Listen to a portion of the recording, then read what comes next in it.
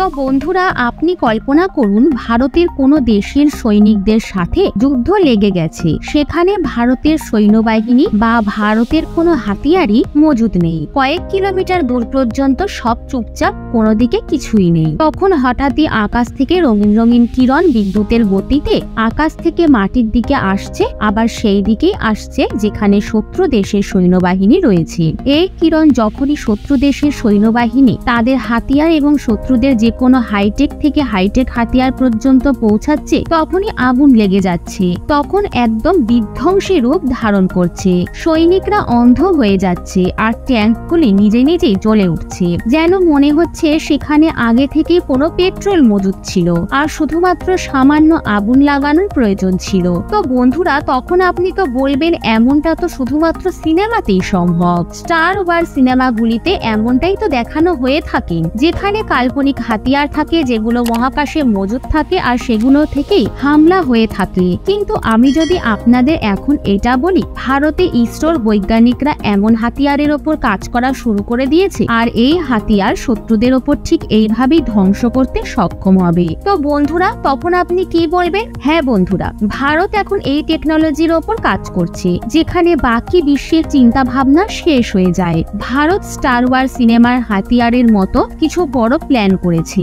আর গর্ববোধ করুন, এই বিষয়ের ওপর সুপার শক্তি আমেরিকা এবং নিজেদেরকে শক্তিশালী মনে করা চীনও ভারতের ডিআরডিওর টেকনিকের আগে নত হয়েছে। তারা ভারতের থেকে পেছনে পড়ে যাবে আর ডিআরডিওর এই প্রজেক্ট থেকে আমেরিকাও সম্পূর্ণ আশ্চর্য হয়ে গেছে। বন্ধুরা, আজকের এই ভিডিওতে কথা বলবো মহাকাশের মায়াবী অস্ত্র বিষয়ে। তো বন্ধুরা, ভিডিওটিকে একটি লাইক অবশ্যই করবেন আর কমেন্টে জয় হিন্দ জয় ভারত অবশ্যই লিখবেন। তো বন্ধুরা, শুরু করা যাক আজকের এই ভিডিও। মহাকাশে এন্ট্রি নিতে চলেছে ইসরোর মহা হাতিয়ার। আমেরিকা, রাশিয়া এবং চীন সবাই আশ্চর্য যে এটা কি করছে ভারত। বন্ধুরা, রাশিয়া এবং ইউক্রেনের মধ্যে যুদ্ধ তো জারি রয়েছে, কিন্তু চীনের চালবাজিকে দেখে LAC-তে ভারতের সৈন্যবাহিনী হাই অ্যালার্টে রয়েছে।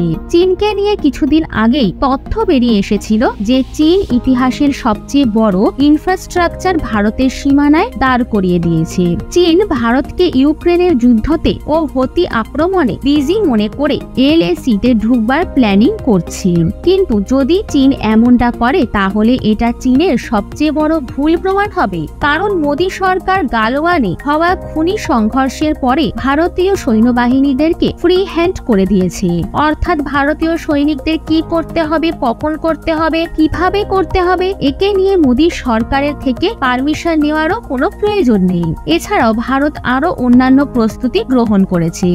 একদিকে যেমন ভারত সুপারসনিক ড্রোনকে LAC-তে মজুত করার প্রস্তুতি নিচ্ছে, অন্যদিকে GD বোমের মতো মহাবিধ্বংসীকারী হাতিয়ারের ডিপ্লয়মেন্ট বর্ডারে করেছে।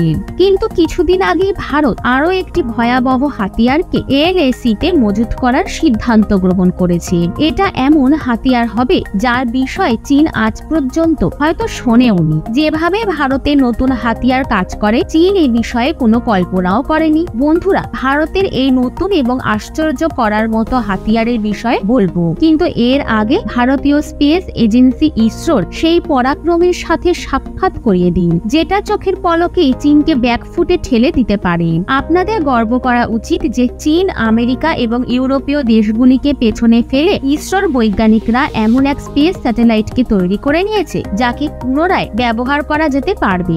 এই হাতিয়ারের নাম হলো রিইউজেবল লঞ্চ ভেহিকেল, অর্থাৎ RLV। একে অরবিটাল রিএন্ট্রি ORVE বলা হয়ে থাকে। বন্ধুরা, এটা কোনো ড্রোন, মিসাইল বা ফাইটার জেট নয়, বরং ইসরোর দ্বারা তৈরি করা একটি স্পেস প্ল্যান, যেটাকে ইসরোর বৈজ্ঞানিকরা খুব সিক্রেট ভাবে তৈরি করেছে। এটি এমন একটি হাতিয়ার, এটা না কেবল পৃথিবীর বায়ুমণ্ডলে বরং স্পেসেতেও যেতে সক্ষম। এটা স্পেসেতে ট্রাভেল করতে পারবে আর স্পেসে স্যাটেলাইটকে খুবই কম খরচে লঞ্চ করার ক্ষমতাও রয়েছে।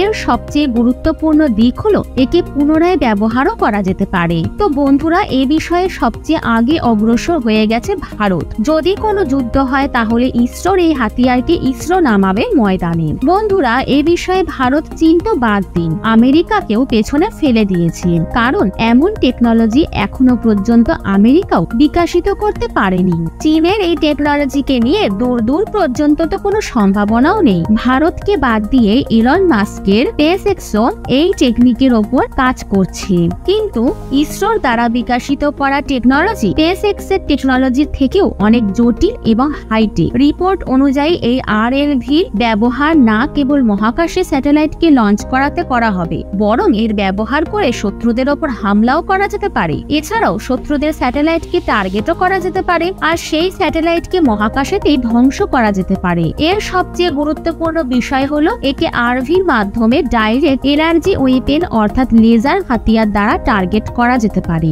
অর্থাৎ একে লেজারের মাধ্যমে মহাকাশ থেকেই শত্রুদের কমিউনিকেশন টেকনোলজিকে ধ্বংস করা যেতে পারে। ইসরোর দ্বারা মজুত করা এই নতুন যোদ্ধা স্পেসে বিদ্যুতের গতিতে মিসাইলকে লঞ্চ করতে সক্ষম। এর স্পিড আওয়াজের গতি থেকেও বেশি গতিসম্পন্ন, অর্থাৎ এর স্পিড হাইপারসনিক স্পিডের কাছাকাছি হতে পারে। এর ব্যবহার করে ভারত না কেবল স্যাটেলাইট লঞ্চিং করার প্ল্যানিং করে রেখেছে, বরং এটা হামলাও করতে সক্ষম। এছাড়াও শত্রুদের ওপর নজরদারিও করবে, অর্থাৎ এটা ভারতের সুরক্ষাতেও অনেক কাজে আসবে। এজন্যই একে আধুনিক ভারতের ট্রান্সফরমারও বলা হচ্ছে, যার ব্যবহার করে শত্রুদের স্যাটেলাইটকে বরবাদ করে দেওয়া যাবে। ভারত না কেবল মহাকাশে যথেষ্ট কম খরচে স্যাটেলাইটকে লঞ্চ করতে পারবে, বরং মহাকাশ সুরক্ষা ক্ষেত্রেও অনেক আগে অগ্রসর হয়ে যাবে।